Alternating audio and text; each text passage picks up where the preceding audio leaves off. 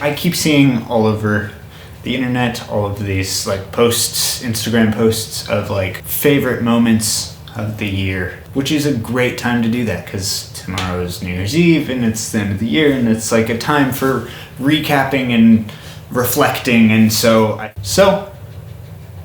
let's jump into my top 12 or so projects of the year. Maybe it was the end of the summer, but I did a video for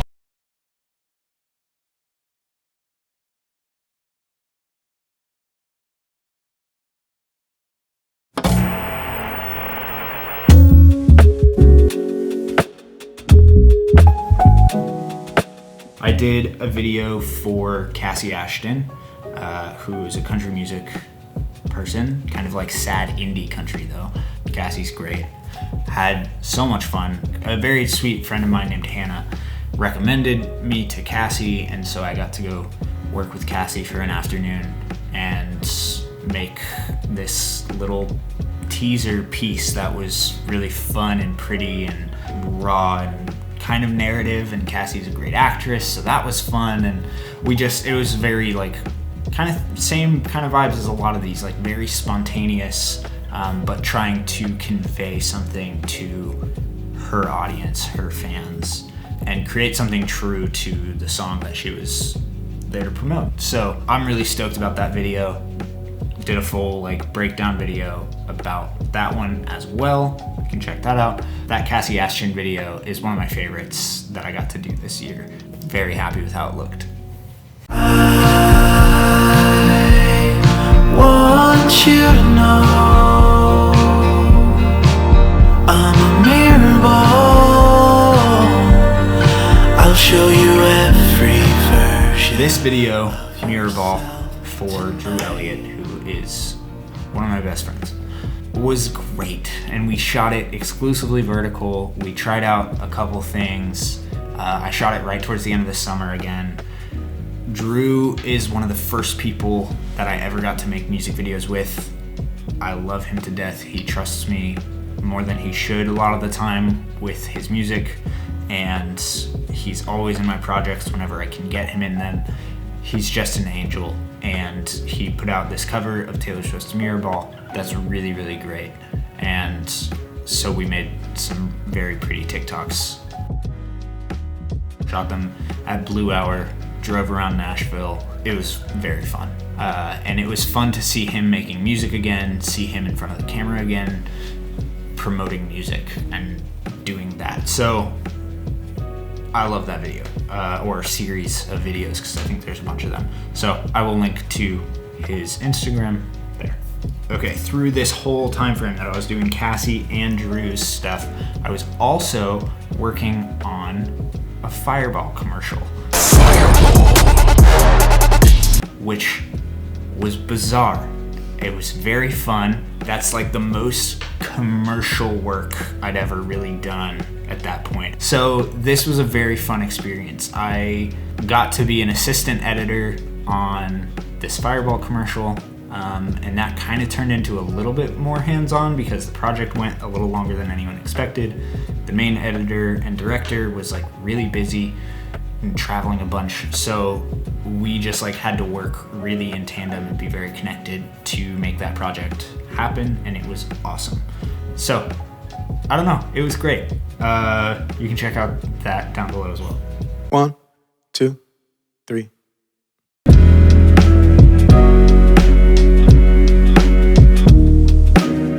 Another big one for me this year, and this was kind of a goal of the year, was to direct a project for a label. But Blessing Offer put out a couple songs for Christmas. He had a Christmas EP, and so we did a live performance of 3 songs, which I think were the only 3 songs on the EP. But I'm very stoked about them. It was a project that took us a long time to get it off the ground and going. And once it got off the ground, it was like breakneck pace to the finish line, and the crew was like pretty bare bones. We were all wearing a bunch of hats It was towards the end of the year. Like, we were trying to just like figure out how on earth we could make this project work. And we did it. It was all people that I know and love very well. It was at the label that I used to work for. So I knew that whole team really, really well. And we're able to make something really, really cool and get to work with my friends, which is always my goal, is to make cool shit, work with my friends, and ideally get paid for it. And this one hit all three of those, which was awesome.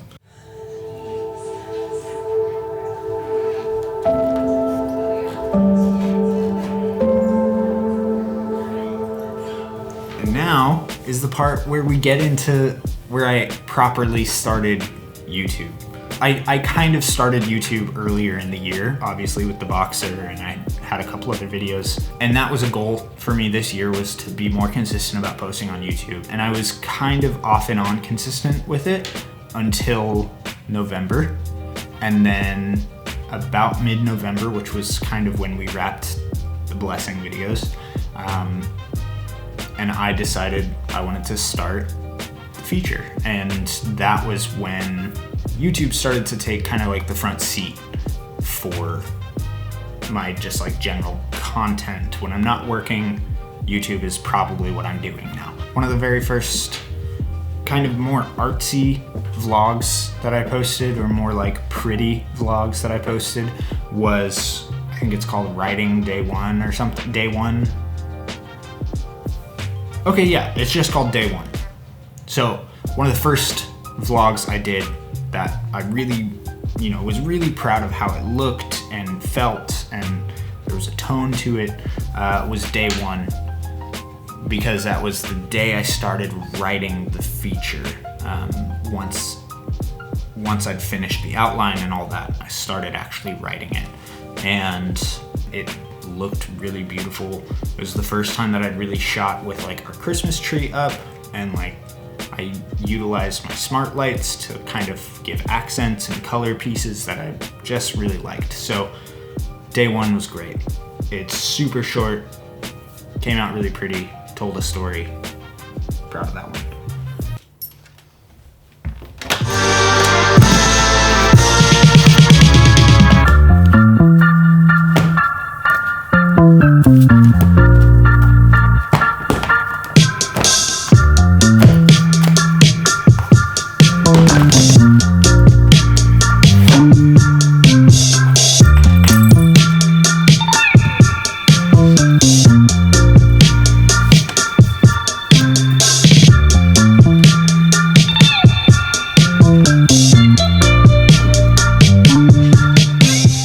The other day we were talking about writing like the greats.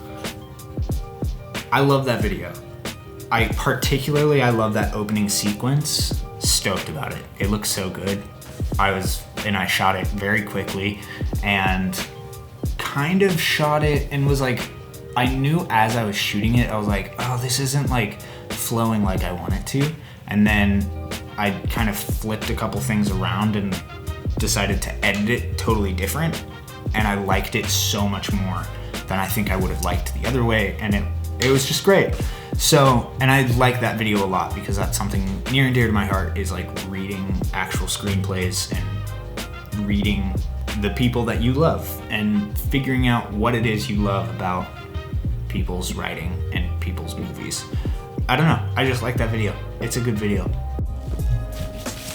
What's up? That's Quinton. See, Quinton is a friend of mine. Quinton, come here. Come say hi. Hello, hello. This is Quinton. He makes great music. I tried to. Yeah, and Quinton and I got coffee the other day and decided, you know what would be dope? If we put a backdrop in the middle of the woods. Exactly. Quinton and I made a great music video, and unfortunately, that music video is not out yet. It'll be out next month or maybe the month after. That's one of my favorite videos of the year, hands down. I'm not gonna say it's my favorite video of the year, but it's like pretty up there. It's like in my top couple favorite things I've made this year, and I can't wait for people to see it. I don't know when it fully comes out because Christmas break, and there's like the whole music preparation side of things. I love that video. So in the meantime, you can go watch the vlog with Quinton. You can see a little bit of behind the scenes with that. And I will probably put some photos in here that you already have been watching while I was talking. Good video though. Can't wait. I'll update everyone when that comes out because it's great.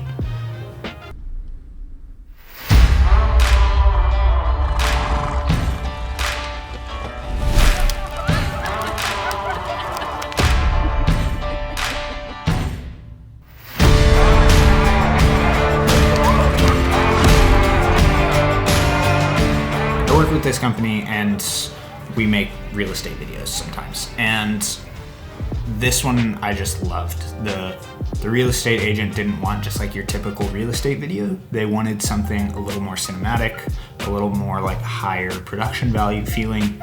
And so we started looking at references from like Yellowstone and like good old Westerns and like just sort of figuring out how can we make this house out in Franklin, Tennessee feel like selling like a feeling, not a house. And so we shot this really, really pretty video with a bunch of different locations all in one day, a bunch of different talent, a lot of different like vibes and aesthetics within that video to kind of sell this like larger than life feeling. I worked as the DP and director on that one. Came out amazing. I used way too many shots from that project in my reel because they all went together very nicely, but they also look like separate projects, which was awesome. It felt so good. So big fan of that one. And the final video that I'm really proud of is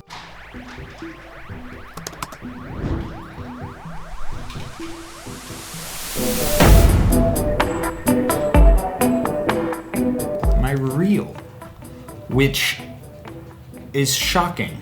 I hate cutting reels. I've cut 2 in the last 2 years, I think, and then never released them because I don't like them. Reels are so boring to me. I don't like watching people's reels all that much. Just because they're really boring. Like, there are a lot of pretty shots and it shows me like you can make great shots, but they're not interesting to watch a lot of the time. And I think a lot of filmmakers feel this way, and it's why we all hate cutting our own reels, is because we're like, man, I'm bored. Why would somebody else want to watch this? And it's always really tough. And this year I saw a reel that blew me away. And I got to see that guy speak and talk about his reel, and his name is Seth Worley. He's a terrific filmmaker. His reel is hilarious and very fun and tells a bit of a story about him as the main character of the reel. It shows you that he can write, shows you that he can edit, that he is a storyteller, that he's into VFX and he's good at it, and you know, it shows all the things that it needs to in a reel, but it's also entertaining. And when I saw him, he said, I don't have time to be bored anymore. And so if I'm gonna cut a reel, I don't even have the time to be bored while making it. So I gotta keep it interesting for myself. And that really resonated with me because every time I try to, I'm so bored. And so this time I was like, how can I make this fun? How can I make it like something that I would like to watch? And share a bit of my personality, not just that I can shoot well. Not just that I'm technically proficient, but that I'm also fun or interesting to hang out with and work with on a set all day. So I spent a little too long writing this reel and figuring out what the beats were that I wanted to do. And it felt like I was taking on a narrative project or a commercial project more so than a reel. which in reality is what most reels should be. Like, they are a commercial for yourself. They should be selling something to someone. They should be short, quick, get the point across, and get out.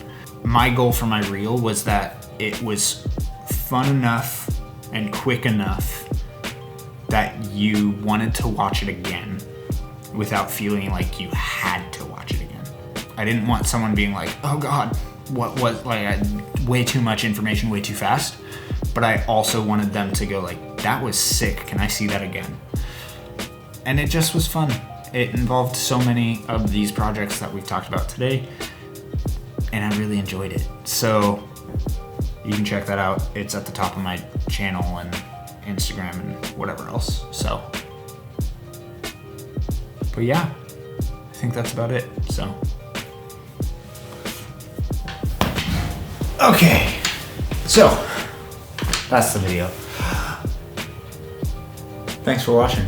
Thanks for hanging out. Thanks for making this year fun. If you missed the little card things that pop up and tell you where the videos are, you can jump down into the description and I'll have a link for all of the videos in this video. But additionally, if you, in the description is going to be all of the affiliate links and everything else. If you want to color grade and have sounds and music and whatever else. But 2024, go make cool movies, good videos, get writing. I'll catch you guys